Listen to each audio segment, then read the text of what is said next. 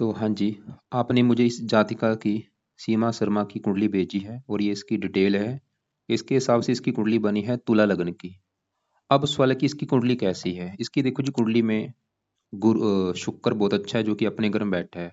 गुरु भी तकरीबन ठीक है, बुध भी अच्छा है और सूर्य यहाँ पे नीच का बैठा है। लेकिन नीच बंगराजो बनने की वजह से सूर्य वैसे तकरीबन अच्छे फल देगा, लेकिन बुरे फल भी थोड़े से देगा। चंद्रमा अच्छा है, मित्र की राशि में बैठा है। राहु रले मिले फल देगा, बुरे फल भी देगा, अच्छे फल भी देगा। शनि इसका बड़े लेवल पे खराब है जो कि नीच का बैठा है। मंगल भी खराब फल देगा, थोड़े से अच्छे फल देगा। तो ग्रह ऐसे हैं, अच्छे ग्रह भी हैं, खराब ग्रह भी हैं, और कुछ ग्रह ऐसे हैं जो रले मिले फल देंगे, बुरे फल भी अच्छे फल भी। और आपने इसके जो 3 सवाल लिख के भेजे हैं, हेल्थ के बारे में पूछा आपने, और अभी जो जॉब है वो चलेगी या छूट जाएगी, ये आपने लिख कर रखा था। और इसके अलावा आपने बोला था शेयर मार्केट का जो काम है वो करना चाहिए या नहीं। अब देखो जी, विस्तार में आपको मैं समझाता हूँ। और आपने मेरे से पहले कुंडलियां बना रखी हैं, मैंने आपको बता रखा है कि जो कुंडली है इसमें 12 घर होते हैं, और 12 घर मैं दोबारा लिख देता हूँ। ये है इस जातका की कुंडली में पहला घर, ये इसका दूसरा घर है, तीसरा घर, चौथा घर, पांचवा, छठा, सातवां, आठवां, नौवां, 10वां, 11वां और ये 12वां घर। अब ये जो 12 घर हैं, इन घरों से इस जातिका के जीवन के बारे में कुछ न कुछ पता किया जाएगा। जैसे कि पहले घर से इसका हम शरीर देखेंगे, हेल्थ देखेंगे, स्वभाव देखेंगे। दूसरा घर इसके है धन जोड़ने का। तीसरा घर छोटे भाई बहन। चौथा घर इसकी है माता, मकान, वाहन। पांचवा घर बच्चों का है। छठा घर शत्रु, रोग, कर्जा। सातवां घर है इसके पति का घर। आठवें घर से उम्र देखेंगे। नौवें घर से भाग्य है। 10वां घर काम काज का है। 11वां घर है आमदनी, लाभ, इच्छा पूर्ति। और 12वें घर से इसके खर्चे देखे जाएंगे। तो हमने यहाँ पे देखो जी, जो कुछ देखना है वो घर देखना है। हमने मान लो इस जातिका के इसके काम काज के बारे में जानना है कि इसका जो काम काज है वो कैसा है। तो 10वां घर जो है कुंडली में काम काज का होता है। तो काम काज के लिए इस 10वें घर को देखना पड़ेगा। और 10वें घर में नंबर लिखा है 4।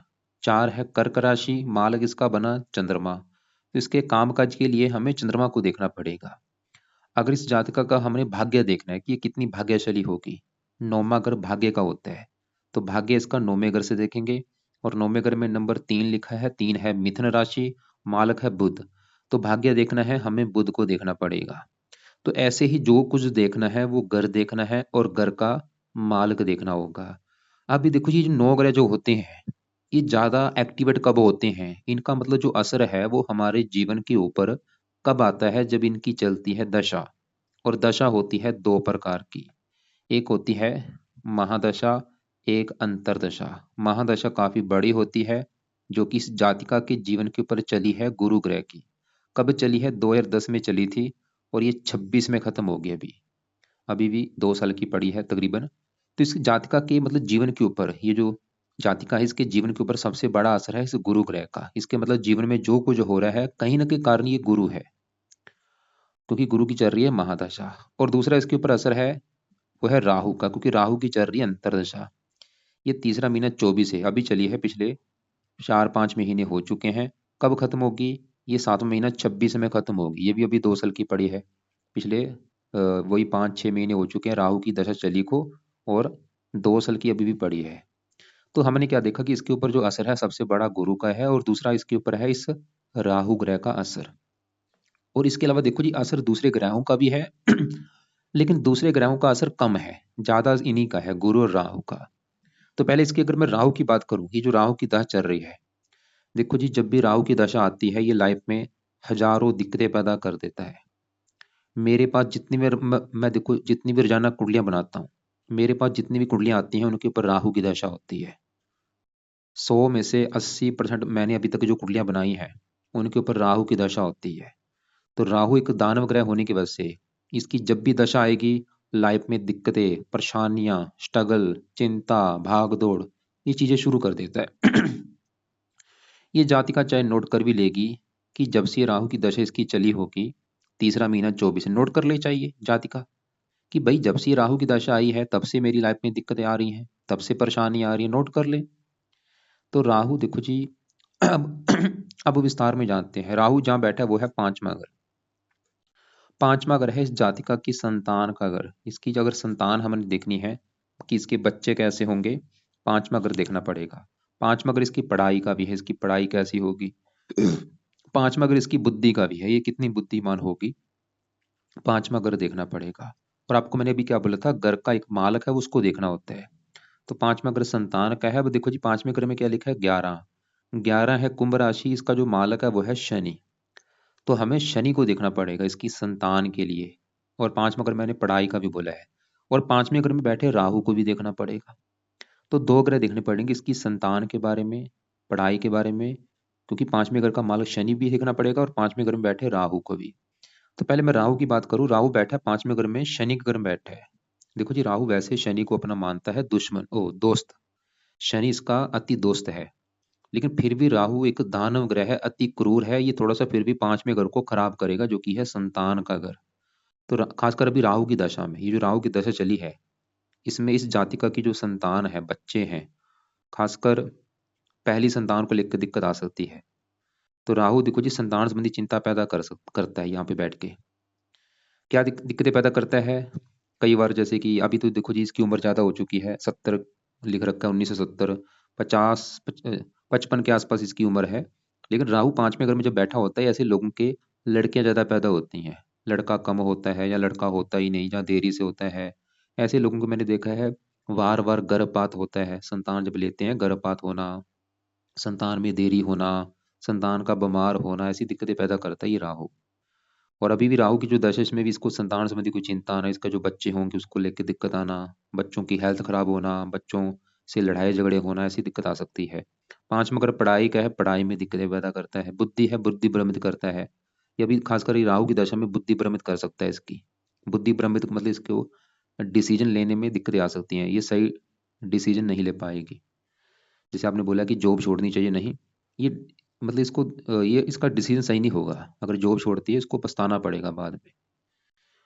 और भी चीजें हैं, जैसे पांचवा अगर पेट का होता है, इसको पेट का रोग दे सकता है राहु, पेट में दिक्कत पैदा कर सकता है। और आपने बोला था शेयर सट्टा लॉटरी जो है वो पांचवें घर से देखते हैं।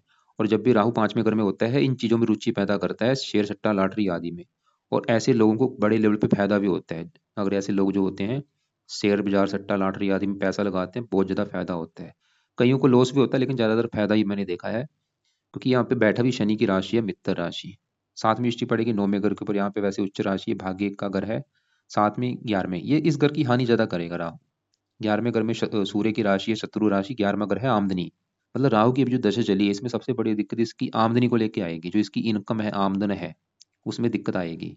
जैसे आपने बोला जॉब में जो दिक्कत आ रही राहु की वजह से आ रही, भाई मैं लिख के दे सकता हूँ। अगर इसकी नौकरी में दिक्कत आ रही है, राहु की वजह से आ रही है। लाभ में कमी, इच्छाएं पूरी ना होना, लगन को देखेगा, इसको क्रोधी भी बनाएगा, इसका गुस्सा भी बढ़ बढ़ चुका होगा राहु की दशा में। ये चाहे नोट कर लेगी कि जब से राहु की दशा आई है, इसका इसके स्वभाव में काफी चेंज आया होगा। गुस्सा बढ़ जाना, अजीब सा डर लगना, भय लगना कि मेरे साथ ये ना हो जाए, वो ना हो जाए, चिंता होना, रात को सांपों के सपने आना। अभी तो देखो जी दशा चली है, अभी तो देखो 5-6 महीने हुए हैं भाई। अभी पूरे 2 साल अभी भी पड़े हैं, 7 महीना 26 में खत्म होनी है। तो यहाँ पे मतलब मेन मेरा कहने का बस बस मकसद ये है कि इस जातका के लिए राहु के उपाय भाई बहुत जरूरी है। क्योंकि अभी तो दशा चली है, अभी देखो आगे क्या हो सकता है, कुछ भी हो सकता है। तो राहु के क्या उपाय हैं। पहला उपाय राहु के लिए जात का, रात के समय या शाम के समय राहु कवच का पाठ पढ़ना है या इसको सुना करे। दूसरा है राहु स्रोत का पाठ पढ़ना है। तीसरा है राहु की वस्तुएं जो होती हैं उनका दान करे। जैसे सतनाजा हो गया, और भी जो वस्तुएं हैं, अभी जैसे सर्दियां हैं, इसमें कंबल का दान कर दे। वो दान की वीडियो आप मैं आपको भेज दूंगा, उसको आप देख लेना। चौथा उपाय इस जातक ने जो करना है वो राहु के लिए है, वो शिव जी की पूजा उपासना करे।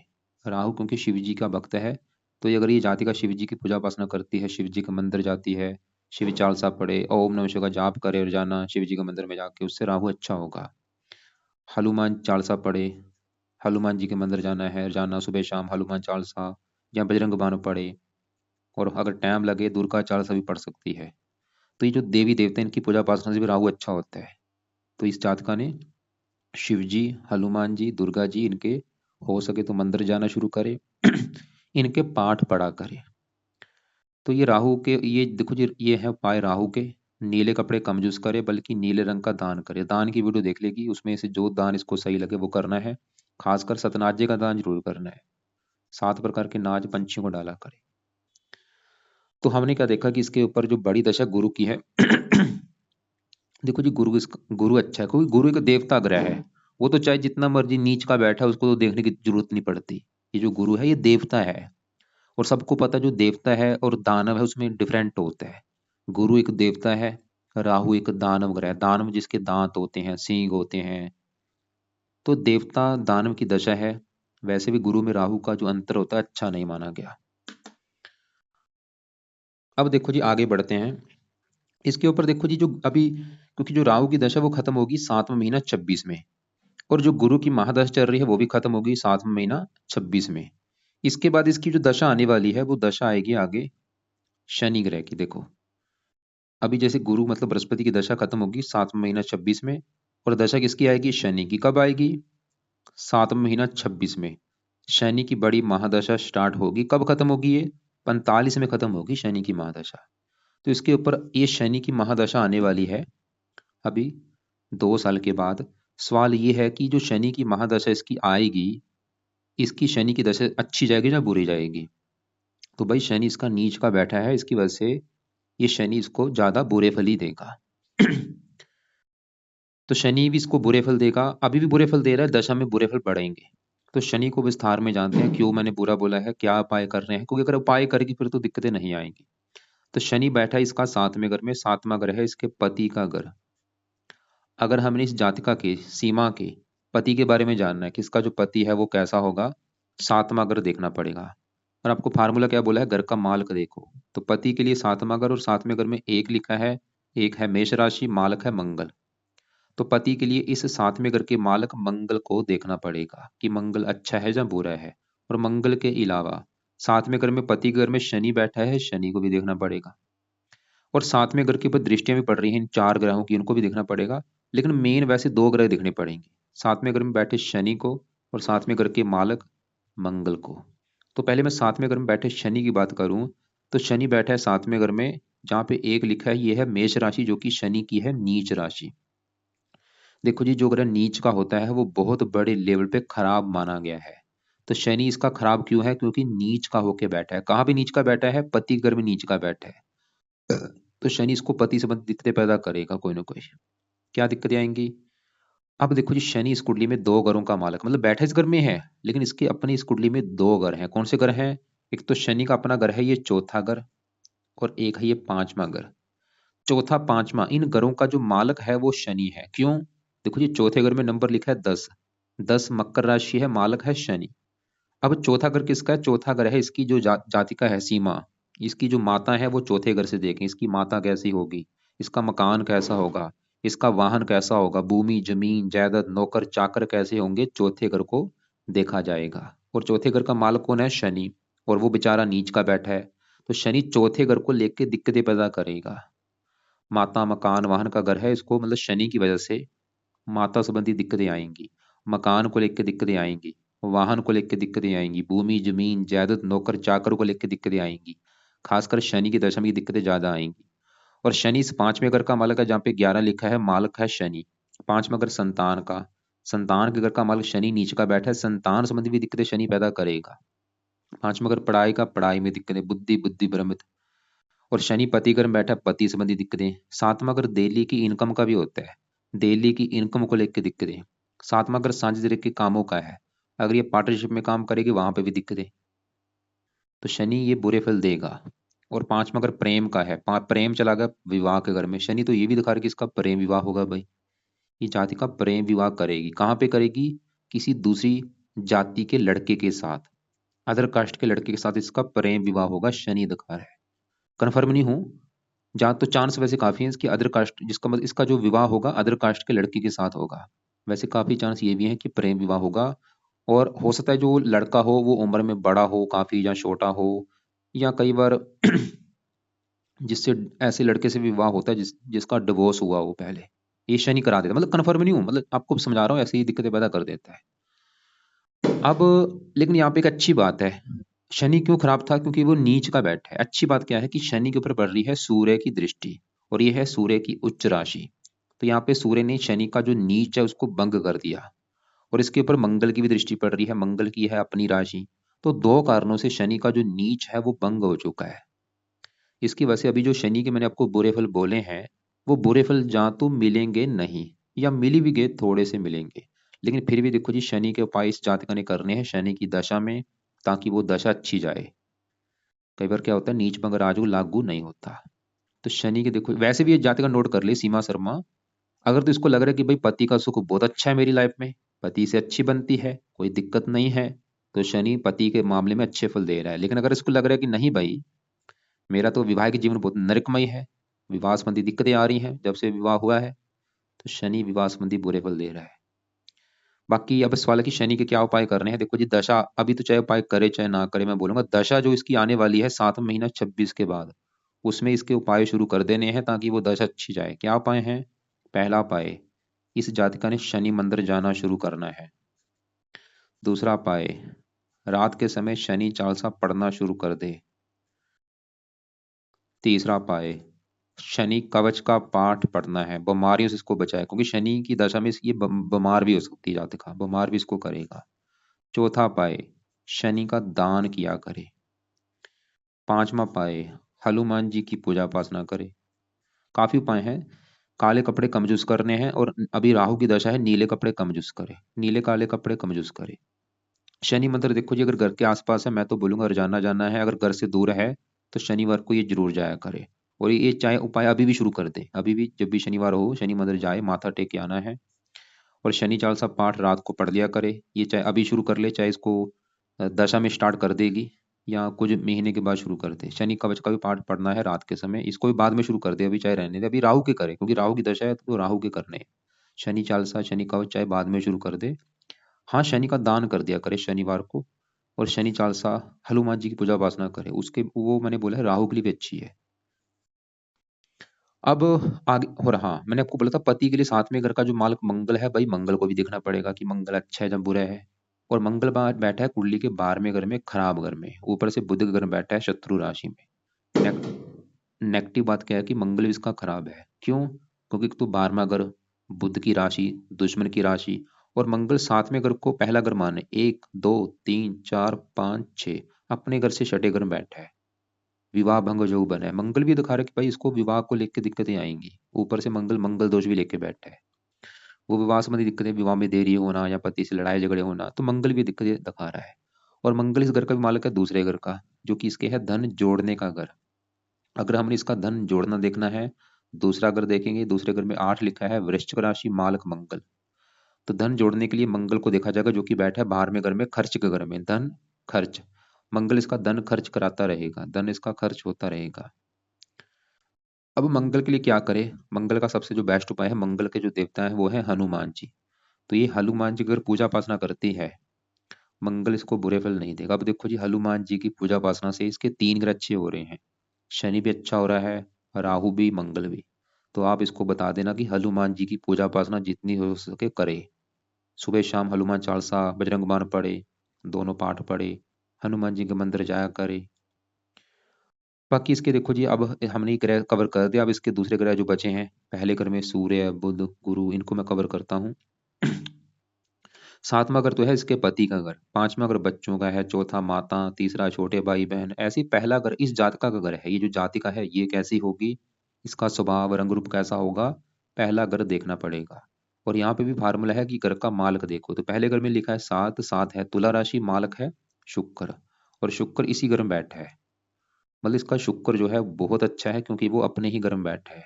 तो क्या करेगा, पहले घर का शुक्र अच्छा करेगा, शरीर के लिए अच्छा है, शरीर सेहत स्वभाव रंग रूप पर्सनैलिटी सर मस्त। और शुक्र 8वें घर का मालक है, उम्र लंबी कर देगा। खासकर शुक्र की दशा अच्छी जाएगी, और भी शुक्र हजारों अच्छे फल देगा। यहाँ पे देखो जी, इनका जो असर है ग्रहों का, दशा में कई गुना बढ़ जाए, अभी भी असर है शुक्र का, लेकिन दशा में ये असर बढ़ जाएगा। अब इसी घर में बुध बैठा है, बुध भी बहुत अच्छा है। क्यों अच्छा है? क्योंकि ये शुक्र घर में बैठा है, और बुध शुक्र को अपना मानता है दोस्त। और बुध इस कुंडली में योग कारक भी है, और बुध शुक्र के साथ जब बैठता है, लक्ष्मी नारायण राजयोग बनता है। और बुध इस कुंडली में है इस घर का मालूम 9वें घर का, जहां से इसका भाग्य देखा जाएगा। भाग्य देखना है 9वां घर, 9वें घर में 3 लिखा है, मालक बुध। तो भाग्य जाके पहले घर में बैठा है मित्र की राशि, बुध तो ये दिखा रहा है कि इसको भाग्यशाली बनाएगा, धार्मिक बनाएगा, बुद्धिमान बनाएगा। और यहाँ पे देखो जी बुध का भी असर कई गुना बढ़ जाएगा बुध की दशा में, मतलब बुध की दशा में इसका भाग्य कदम कदम पर साथ देगा। और भी बुध बिजनेस के लिए अच्छा है, वाणी अच्छी, लेकिन बुध अस्त बैठा है, अच्छे वाले थोड़े से कम है। अब इसी घर में गुरु बैठा है, गुरु रले मिले फल देगा, बुरे फल भी थोड़े से देगा, अच्छे फल, और गुरु की दशा भी इसकी चली हुई है। गुरु है छठे घर का मालक, छठे घर से रोग शत्रु कर्जा देखा जाता है, और छठे घर में 12 लिखा है, मालक है गुरु।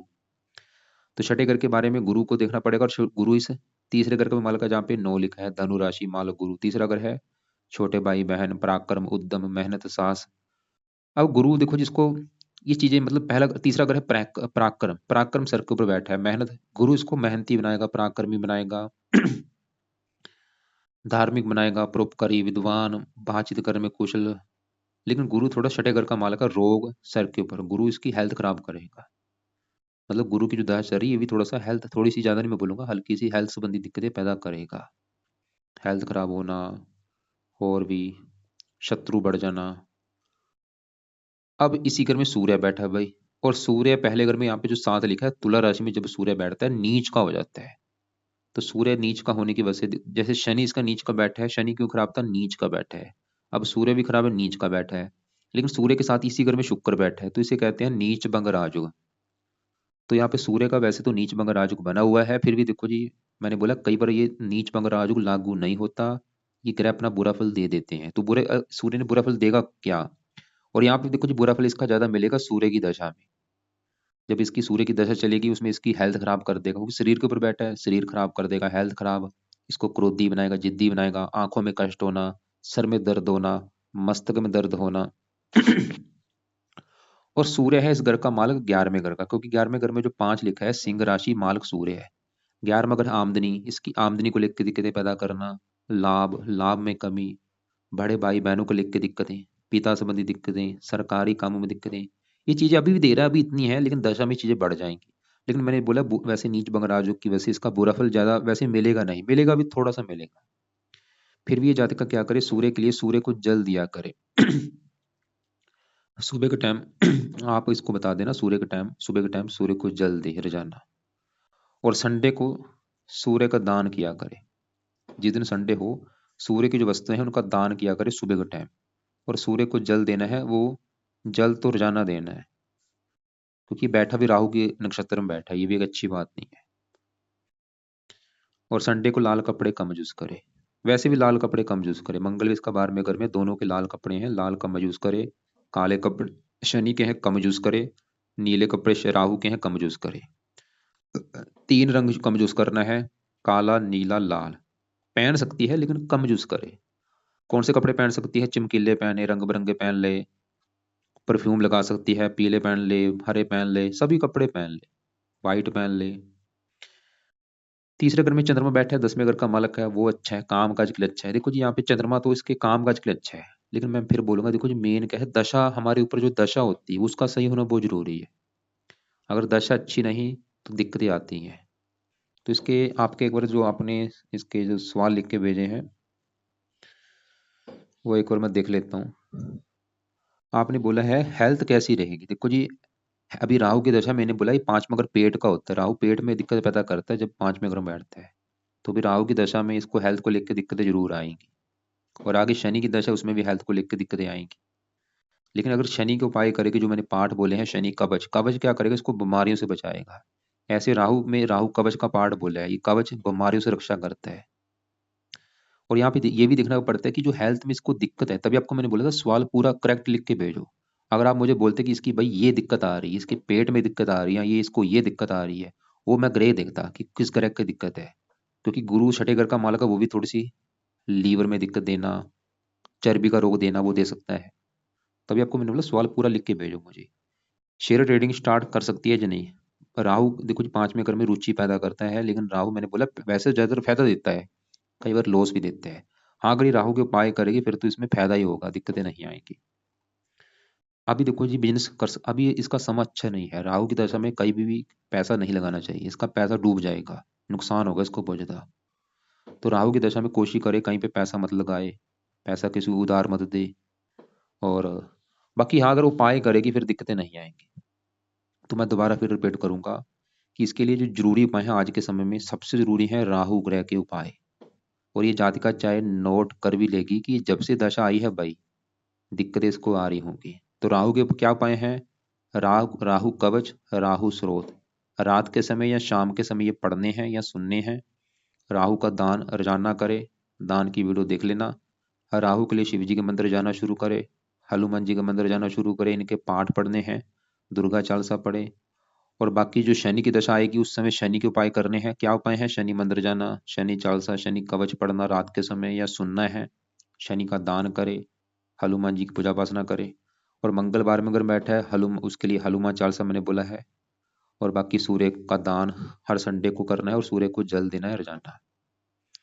शनि का दान क्या है वो भी आपको मैं वीडियो अलग से भेज दूंगा। और बाकी देखो जी, फिर भी आप ऐसा करना, इनको अगर कोई बात समझ ना लगे हो, कुछ पूछना हो, कॉल करके ये जात का मुझे पूछ ले। और यहाँ पे देखो जी, बृहस्पति की क्योंकि बड़ी दशा है, इसका भी मैं बोलूंगा एक उपाय जरूर कर ले, सुबह के टाइम इसका किया करे। वो है बृहस्पति कवच का पाठ पढ़ लिया करे, कम से कम एक पाठ जरूर पढ़े। एक इसको 2 मिनट का पाठ है, चाहे पढ़ ले चाहे सुन ले सुबह के टाइम। वैसे इसके 2 पाठ हैं, बृहस्पति स्रोत भी है। उसका अलग फायदा कवच का, कवच इसलिए बोला ताकि ये हेल्थ इसकी खराब ना करे, क्योंकि आपने हेल्थ के बारे में पूछा है। तो ये हेल्थ के लिए, हेल्थ भी अच्छी करेगा, और भी इसके हजारों फायदे हैं, लेकिन सबसे बड़ा फायदा हेल्थ अच्छी कर देगा ये इसकी, बीमारियों से रक्षा करेगा ये पाठ। इसको सुबह के टाइम इसको पढ़ना है या सुनना है। बाकी जातिका जो है ये सीमा शर्मा, इसको अगर कोई डाउट है ये मुझे डायरेक्ट कॉल कर ले। और कॉल मुझे दोपहर 1-2 के बीच में कर ले, कल को कॉल कर लेगी अगर इसने कोई पूछना है, कोई बात समझ नहीं लगी।